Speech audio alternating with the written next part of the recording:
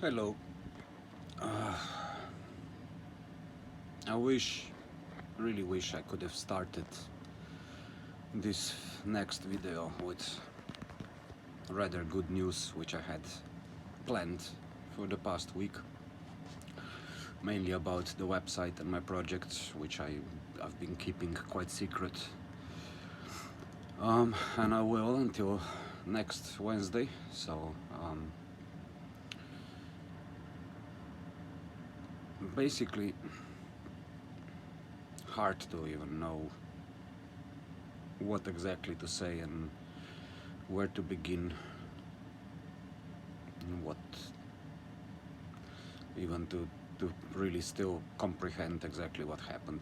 Well, what happened I know, but what is going to happen and be the outcome out of all this. So in a nutshell, as I've been talking in some previous videos about my life, the past, the current situation, and then also developments as I went by, um, mm, I had a rough childhood, loads of neglect, abuse, um, different kind of parents than most of us probably would wish for. Uh, and later on, as much as I could get my life better, I was never a drug addict or some serious, really serious things, but somewhere in the fine line, let's say there was alcohol, there was certain amount of let's say dense drug abuse, weed, things like that. Um, and I would, let's say, occasionally still do some microdosing in that sense. Mm. And I do still smoke weed, but less and less as I go by. I barely drink any alcohol. I like beer, but that's pretty much it. And I keep that to a very, very minimum. Um, so that's about it in terms of bad habits. Um, then, of course, I had a great career. I had a really good life, I must say. Very, regardless of all the suffering, betrayal from friends, girlfriends, and all people that were considered close to me, losses of some very good friends who died unfortunately way too young, and then the grandparents and other relatives. So, you know, even though I've seen a lot of beauty in life, I've been always looking forward to every next moment and the challenge of it. Um, but I've noticed, let's say, that my major two steps towards becoming a failure, so to speak, and ending at the rock bottom, or as of this week, even at a place which I think is much worse than the rock bottom itself, when basically life just spirals completely out of control in an instant and in a moment you would never be able to predict how and what's gonna transpire from it. Um, so yeah, rough childhood, good life, good career, and then um, unhappiness on a personal level, because yeah, a lot of things have um, I would say compounded and piled up in life, from all of the past and things that happened already before, unresolved issues with the first marriage and relationship, unresolved issues even from my own childhood, but on a very deep level, which even at the best attempt of doing what you can to heal yourself, to patch up your past and move on with it, there are things that are so subconscious and so deeply rooted that indeed, even though I have not really been very fond of many psychoanalytic and therapeutic methods, because I found them very slow, inefficient, outdated, just generally maybe unnecessarily relieving the pain in ways that doesn't get you anywhere, just keeps reminding you and looping in the past, but it doesn't make you grow and progress, because all you do with most therapists is just listening to yourself and trying to reanalyze the situation. But if you're not able to really express your own emotions and reflect on them,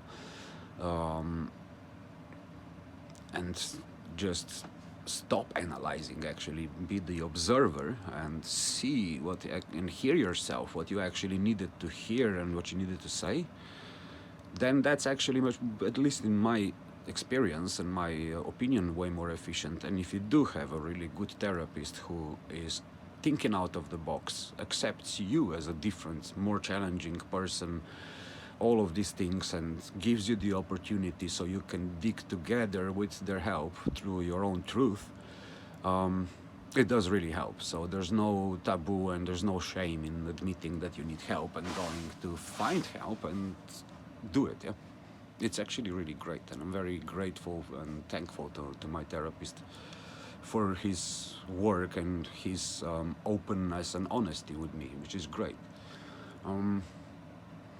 Having said that, I've learned, not just through my relationship, but then after this whole breakup, I've been facing a ton of situations which put me into an even more stressful situation, even more alertness, more not combative, but utterly defensive and fearful survival mode. There is another video on my channel where I spoke about being attacked and almost killed by some crazy guy because, you know, I live on a small sailboat in a place that's not really well protected. And all I can do is try to protect myself with whatever means I have legally allowed. So this is where the problem, where I was already at the rock bottom before, rolls into something completely out of control. So having experienced quite a lot of different types of physical abuse and attacks and terrifying things in the past 9 months, not from my own partner, but from totally other people who I didn't know, strangers whatsoever, but equally or even more traumatizing, it was just unbelievably painful, insane experience altogether, and also in the end seeing how alone I became, somehow projecting onto others how I would act and react in these situations if the roles were exchanged. And finally was able to learn to let go of that as well and just move on, not give up, but move on with everything and let it go and just really be free, feel happy again, and start to commit to actually being more self-aware and self-loving, compassionate to others, practice even more kindness and all of these things. It was just unbelievably purifying altogether, as much as it was extremely difficult and like walking through stages of hell you never knew existed. And then in the end, every time I would have reached that level of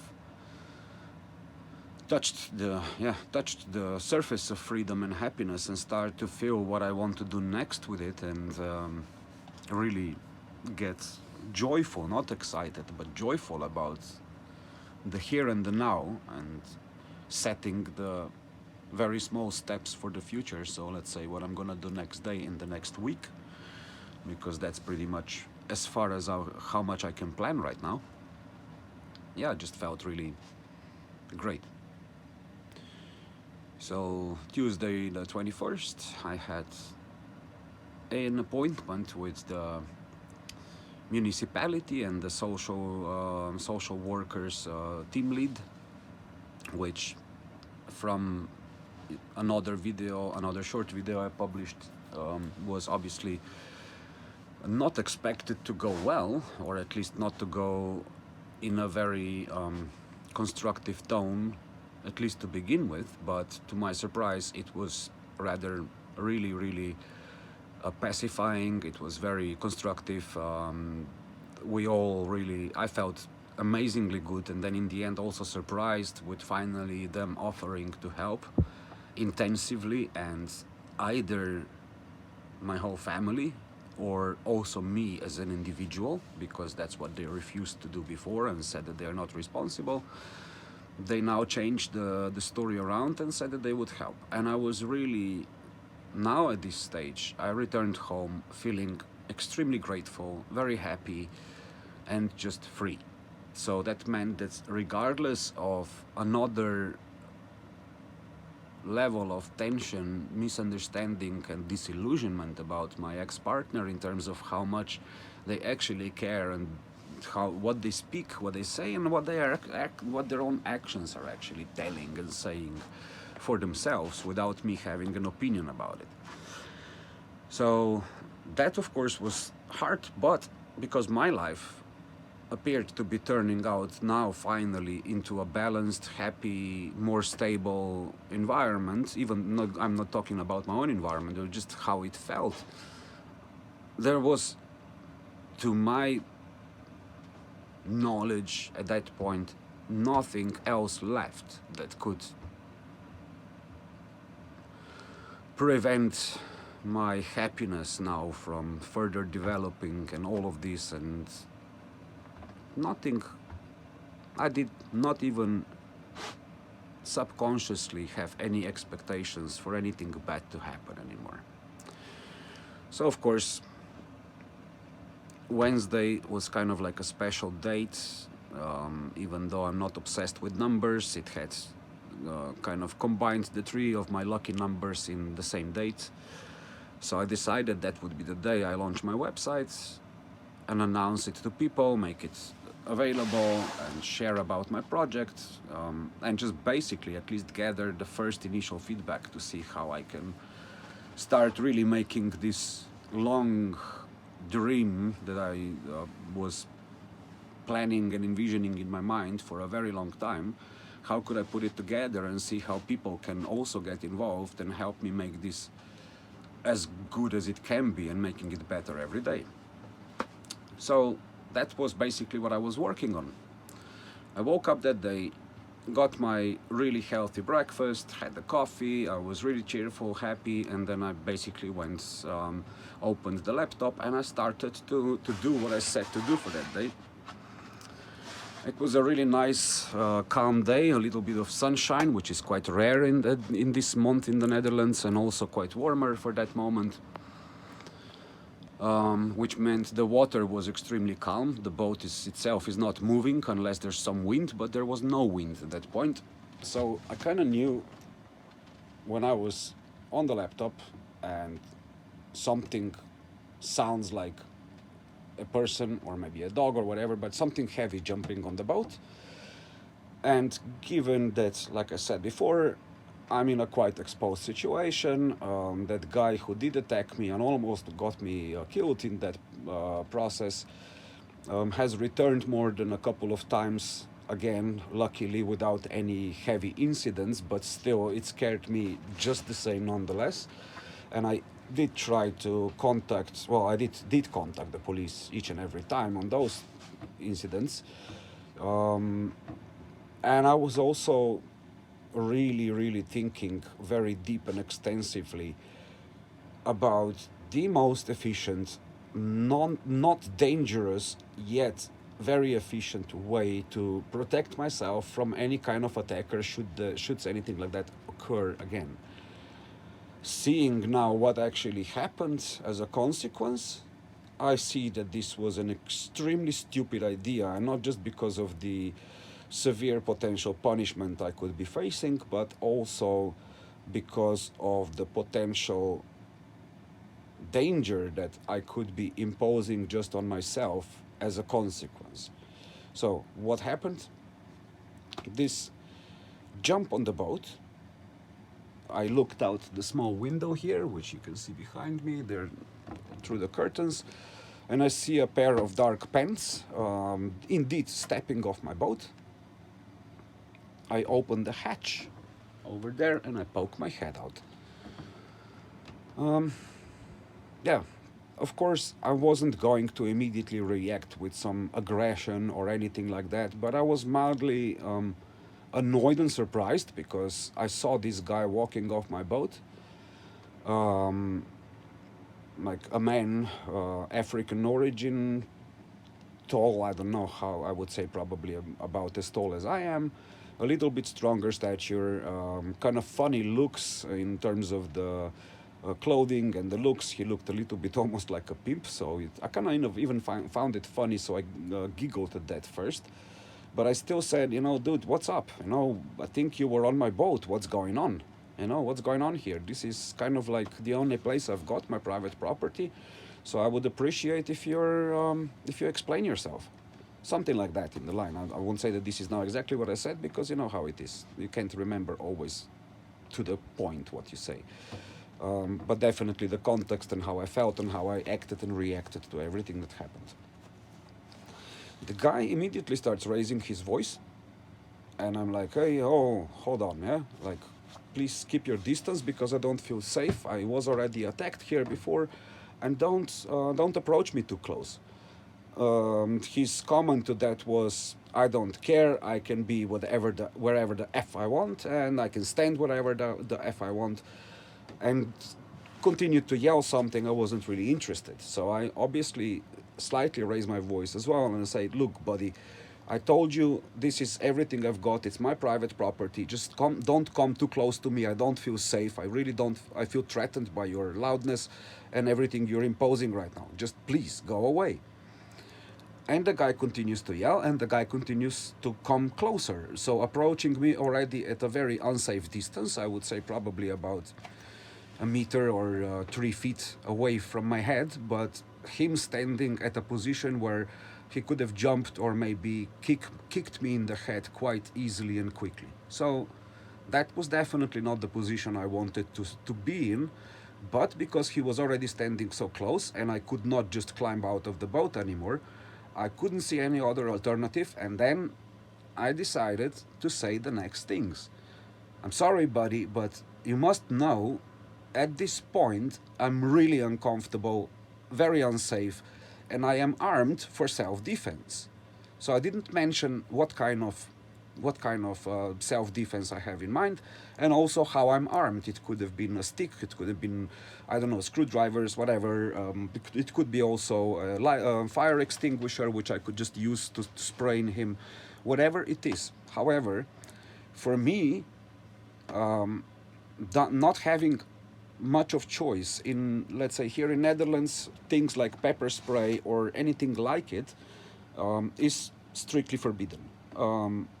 You can't use anything, although then they say use whatever you have at hand, even a kitchen knife if it's necessary. But at the end of the day, you can't know what's going to happen, and I also don't want to use objects like knives and stuff to stab someone, or I don't see that happening for me. I'm not capable and don't want to do that. Well, capable or not, I think everyone is capable of doing bad things when things go really badly, but it's not exactly something that I've seen myself ever doing in my life. It's just not who I am. And so what I did was, well, yeah, after all these attacks from the Polish guy, I went to airsoft rifles shop, and there they had actually a gun, which if I could get it in the right color, so it does not fully imitate a real weapon. So they only had it in the black color, unfortunately, and I could have decided not to buy it, but it would be waiting for another 6 weeks for a different kind of color, which is more orange brown, to get it. So I figured, if anything happens again, 6 weeks is really too long to wait. You never know what's going to happen. And this gun has basically uh, enough place to load 4 plastic or rubber balls, which are kind of at the same size as the paintball balls, but they are more solid. So at the worst, you can get two different weights. One is 1.8 gram and the other one is 2.8 grams, which means that the other one with the 2.8 grams has a smaller steel core inside, and that one could probably hurt a little bit more, but to the extent where I tested this thing on myself, shooting myself in the legs and in the softer parts, it really does not hurt, not even as close as the paintball does. So, it would probably only cause minor injuries to the face and maybe something serious to the eyes if it hits the eye. So that's definitely something I would never aim for. So what happened? I tell the guy I'm armed. He says I am armed too. Well, screams, runs to his bicycle, grabs his plastic bag, starts to pull something out of the bag, and I was not gonna wait for to see precisely what it is and what it was. It did look something sharp, not like a knife, but something else. And I just simply did not actually even extend my arm or anything. I grabbed the gun, I did cock it to release the gas chamber, so the gas was active, but I did not hold my fingers on the trigger or something. It was just literally holding it with two fingers a little bit up in the air for him to see it. So I basically flashed it like this, not at him like this, but just showed it like that, next to my hip, above the edge of the wood on the ship, and that was it. So I said, now it's time for you to get the fuck out. I don't want to hurt you, but if I have to, I will. And the guy did turn away. I saw him actually calling someone, but I was really assuming that he's probably just calling some of his friends, because which idiot, after trying to do something like he did, would have called the police? I would not. I would probably call some friends and try to come back with more people and cause a problem, to which I would definitely respond with calling the police, doing the right thing, and hiding, of course, that pistol, because I would think that they wouldn't be happy to see it either way, which was then the case. So I closed myself inside the boat, then I secured the hatch with the screwdriver so nobody can push it from the outside, because the lock doesn't work well. And I proceeded to basically just work on my website. I think it was about maybe 15 to 20 minutes later, I literally hear a helicopter way too close above my head, but I still didn't think that has anything to do with me, because more than a few times there were a few helicopters like this flying around, police helicopters flying around, surveying the area for whatever reason, and it wasn't clear whether they are looking for someone or just doing basic some kind of surveillance from the air. Either way, it's quite common. So I shrugged it off, to which it was just a few seconds later I hear shouting, politie, politie, which means police in the Dutch. I looked out the window and I was simply terrified to my core what I saw. And this was the whole freaking action movie. I mean, I could not imagine ever in my life ever being in such position at all, and seeing this with my own eyes where I would be the one involved.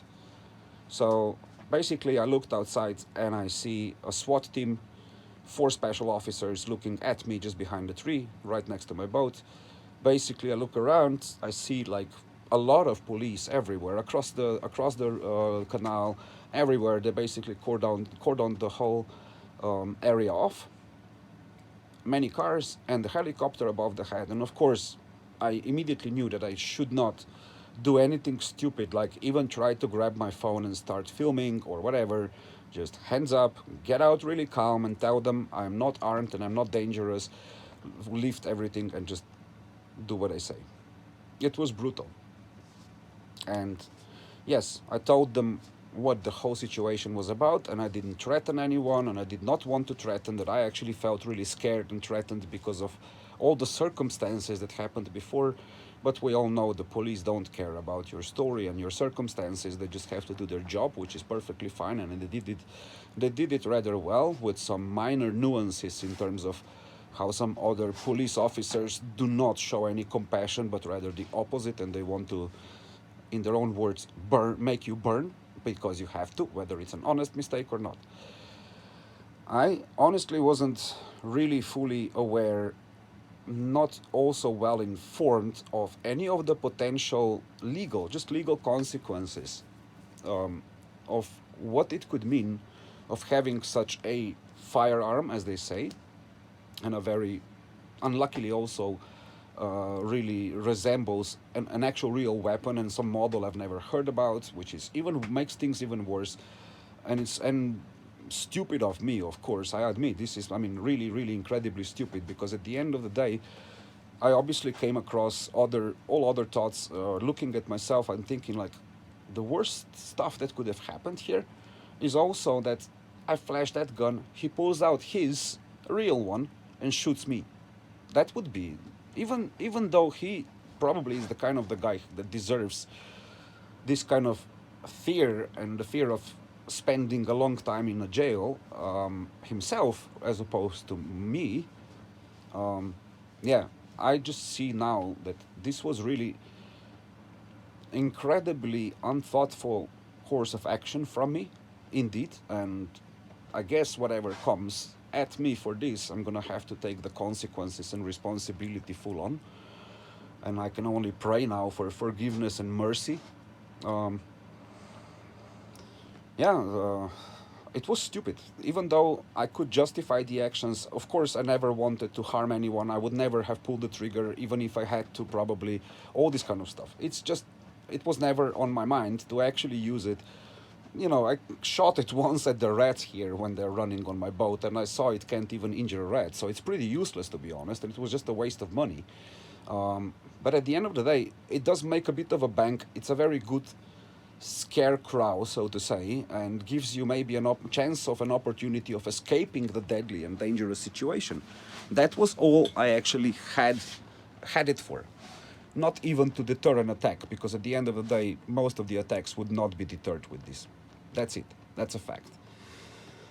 So, yeah, I realized that before even anyone else would have jumped at me, I can say, yeah, it was dumb, it was stupid, that I thought that this was a good solution. So obviously, thinking more further and deeper, what are other better solutions? Indeed, the fire extinguisher. Indeed, trying to make the doors more secure, which is not really possible. It's just wood and stuff. But yeah, you know, it is what it is. But at least it holds back the attacker for a while you're calling the police. But the problem with the police here is, at least in my experience, when I needed them, it took them so long, I could have been dead by then, more than once. And I don't know what's up with them when it comes to this. I'm not judging, I'm just questioning. Because in this case, when they could have known, they know my location, they know I'm here, I called them many times, and I even tried to contact them to discuss an opportunity for them to put me on a high alert. So if I call 112 and say help, they wouldn't keep asking questions and delaying the inevitable for another few minutes, while I'm trying to explain who I am, where I am, why I'm actually calling. It's just pointless. You know, if you put yourself on a high alert list in terms of, I'm very exposed in a very, very unsafe situation, and if I'm calling for help, it's very serious. You do not ask questions, you just come. You will see what's happening when you're here, and you will ask questions here. But they never got back to me. They never contacted me back, and then I felt alone, hopeless, very terrified, of course. I mean, this was such a level of PTSD, I couldn't sleep. And then, with all that fear, I surely was not totally able to think really rationally through things. You know, so that I would think about all the possible consequences and possibilities that might happen, and then figure out maybe that's not really such a good idea, man. You know, not because of what can happen to you in terms of punishment and the law. Not that I don't respect it, but you know, I thought that that's the minor problem, that this is just like some sort of a fine and they will take it from you and that's it. But I did not imagine that they treat this exactly the same, you know, the deterrence of an attack. They treat it exactly the same as being the attacker or threat. So that's, I don't know how that actually can be really put on the same level, but okay. Yeah, I mean, if that makes sense to them, probably makes it only because you, in that sense, with that attempt to deter an attack, you become a much bigger threat to yourself and clearly causing a very huge public disturbance, as in my case. Clearly, none of the neighbors as I can see, noticed anything, because if they did, they would be coming and asking questions already. So most likely I didn't have any witnesses. I didn't record this stuff. So the worst part is that it's my word against the word of that guy who clearly played a huge victim role and projected it so that I was the one threatening him and shouting at him that I will shoot him. And clearly, I'm very interested. What was his explanation as to what was he even doing here, so close to my boat, and what triggered me to react that way, or to act that way? Because I guess if I was an aggressive, violent maniac and I wanted to hurt him, I would finish it. I would do that, I guess. And I honestly think, even in my darkest core, if I wanted to really hurt the guy and stuff, then I would pull the trigger without thinking, not delaying, not hesitating. As soon as he grabbed his stuff and started to really threaten me, I would have pulled the trigger. But I still delayed and I still stopped, because it was not a necessary course of action. As soon as he stopped his own attack or fast movement towards me, threatening movements and threatening manner, I immediately put it back. I could not disable the gas chamber. I would have to put it out and empty it. So I didn't do that. Normally I would, because it would eventually leak anyway. So I put it back, and like I said, closed myself in the boat and proceeded to go on with my life, because I really did not think of it as much other than this was just another unnecessary disturbance. But given that I've achieved quite a new level of peace and self-love and stuff, I'm just gonna focus on what's important for me. I'm safe, the guy's safe, nothing happened to anybody. It's fine, let's move on. That was it.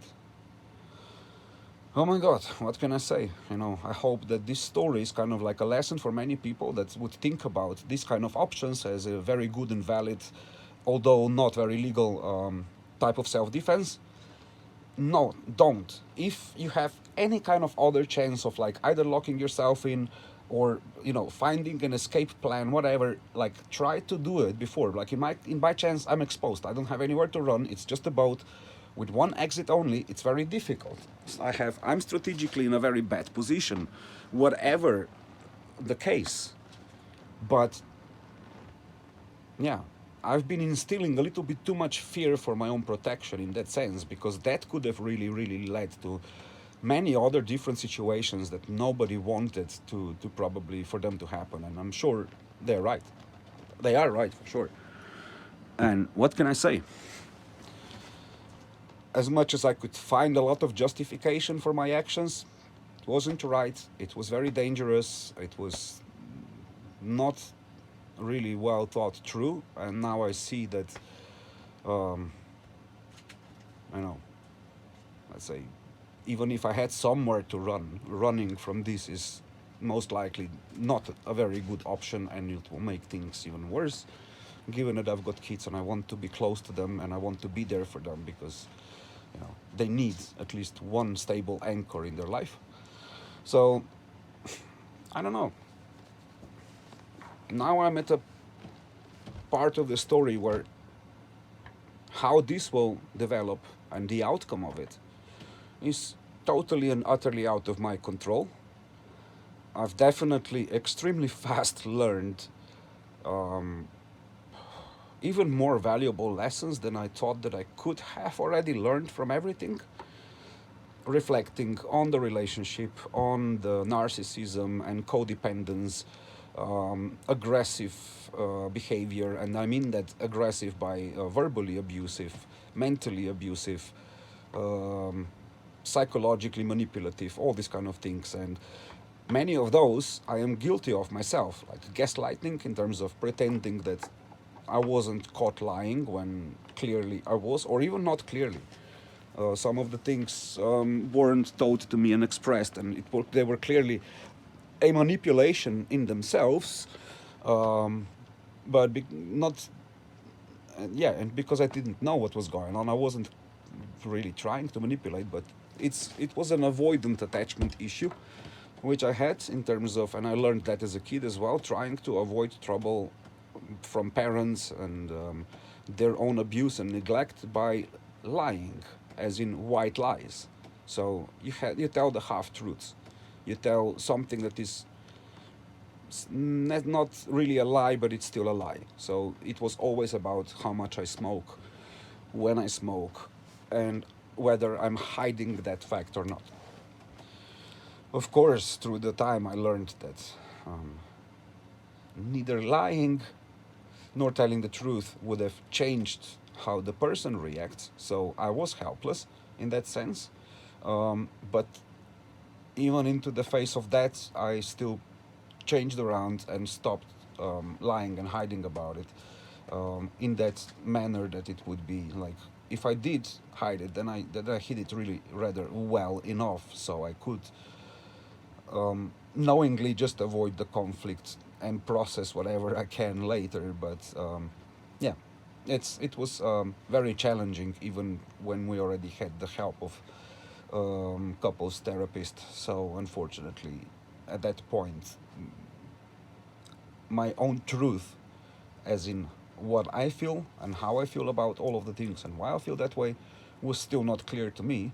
And because I didn't have my own clarity, there was also no clear answer as to what's going on around me and why is it going on so and understand other people's reactions and triggers and dynamics.